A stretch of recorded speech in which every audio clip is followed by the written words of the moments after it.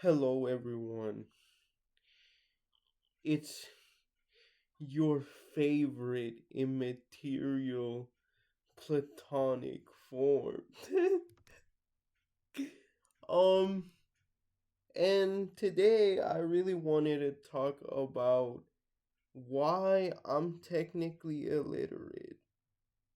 Um, and you're sitting there thinking, oh, well, how can that be? Don't you have a master's degree? Didn't you write like hundreds of pages of material for both your degrees and like all of this stuff? And yeah, you know what? Technically, you would be right. You would be absolutely right. But,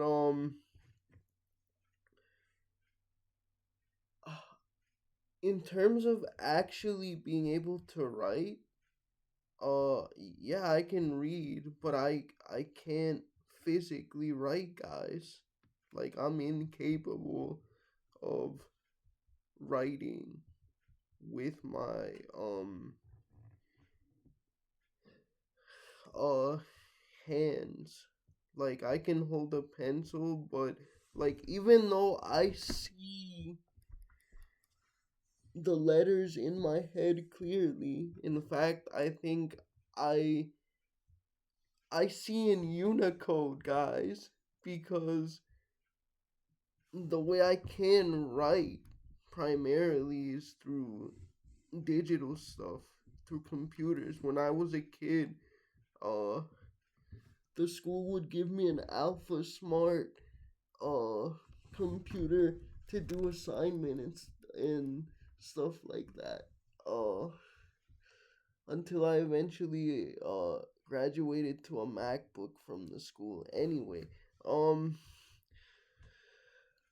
but yeah, I can see and I understand the letters, right? I understand their order, but like when it comes to actually writing them down, I can't. Sometimes I um I like write them in the incorrect orientation. Sometimes my hands slip and I spasm and I maybe write them too big or not in a consistent size. And for the longest time, I just felt so dumb because of that. Like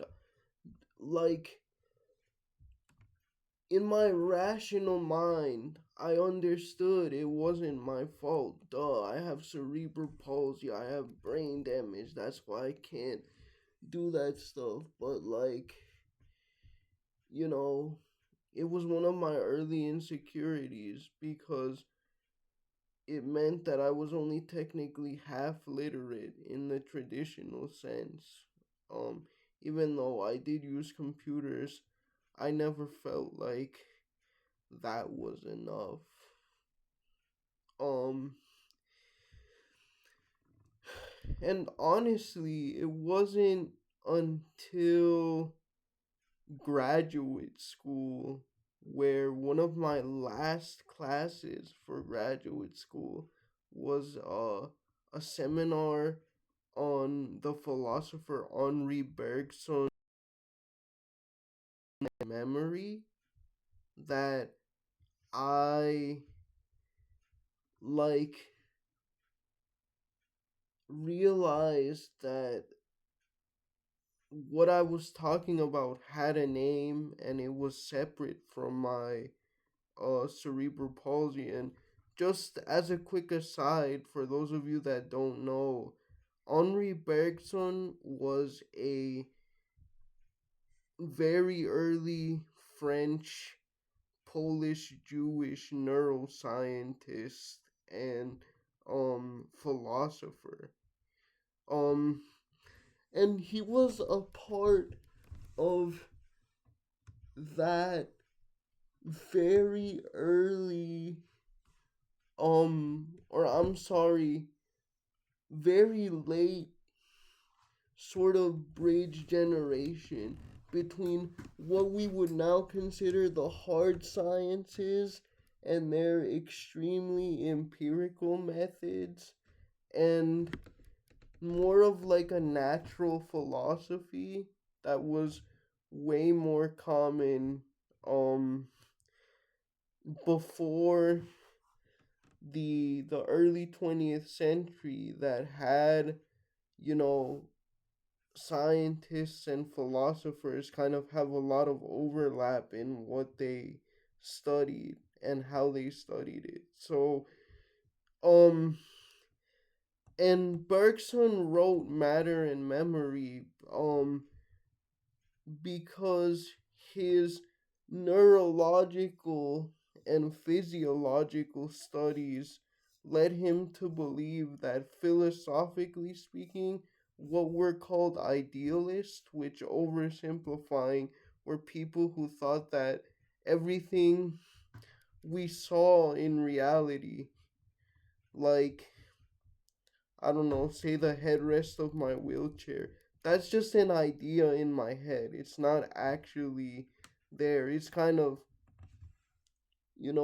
what we might call solipsistic, like from uh the English philosopher Berkeley and stuff like that.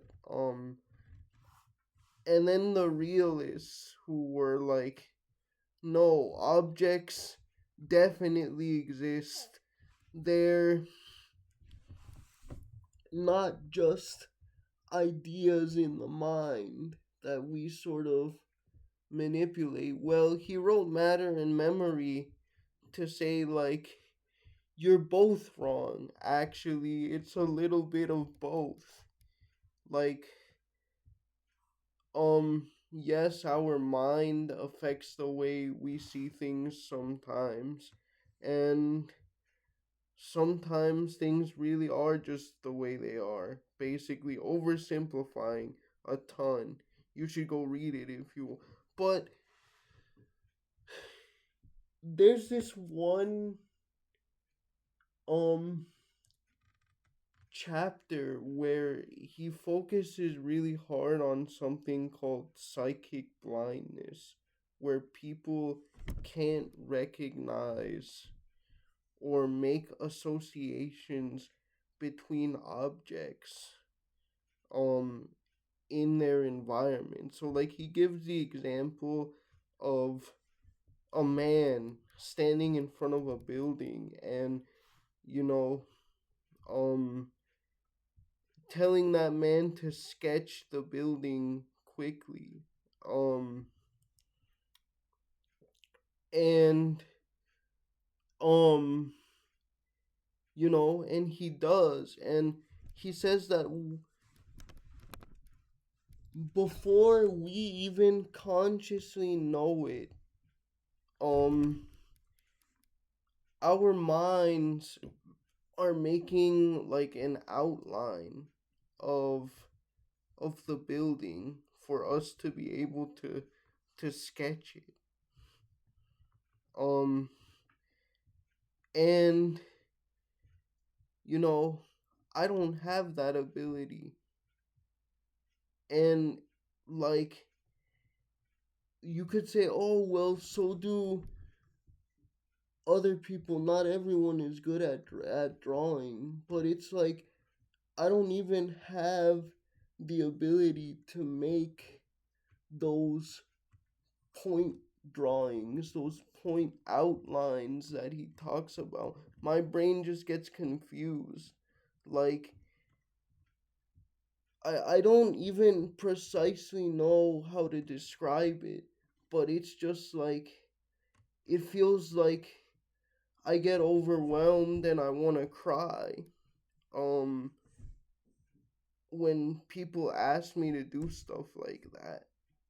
Um, and letters are just the most basic and obvious form in which I encountered that. Um, but the more interesting thing is that he says that it even happens when we come into a new place and we're learning where to go in it. Um Whether you guys realize it or not, your spinal cord and your brain are already in coordination, taking in um all of your surroundings and their spatial relations and everything like that, and making an outline, a model in your mind, so that the next time you go there, you don't even have to think about, um, do I need to cross here? Do I need to cross over there? Your body just does it. And when I read that part in the book, guys, I felt so seen. I'm like, that's exactly what I don't have. And it's not just letters, it's not just that I'm half literate, it's that I don't have a sense of direction. And I, um, never have. And this psychic blindness, as he calls it, I would later find out is called visual agnosia. And I was like, wow, man, I can't believe it that a book about neuroscience and philosophy from the 1900s literally described one of my, or I guess it's a consequence of my disability, because I have brain damage. Cerebral palsy is brain damage, and this is one of its consequences. My ability to make spatial models in my head is very impaired, which makes sense as to why I was never really that good at geometry or math as a kid. Now the good news um is that you can improve it, and I did.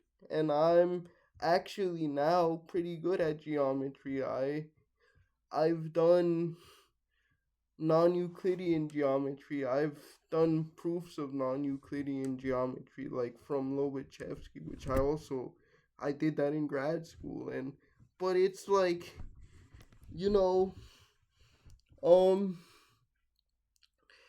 it was so relieving to read the description of agnosia in matter and memory, and to know that, like, I was not alone, that my crappy letters and my zero sense of direction isn't my fault. And that, um yeah, it was just like I felt so seen. I've never felt so seen by a work of academic literature as I did then. Uh yeah, guys, that's all I wanted to say today. Um but also, shout out to the Unicode Consortium. Shout out to the World Wide Web Consortium. I wouldn't be where I am without you guys. Bye.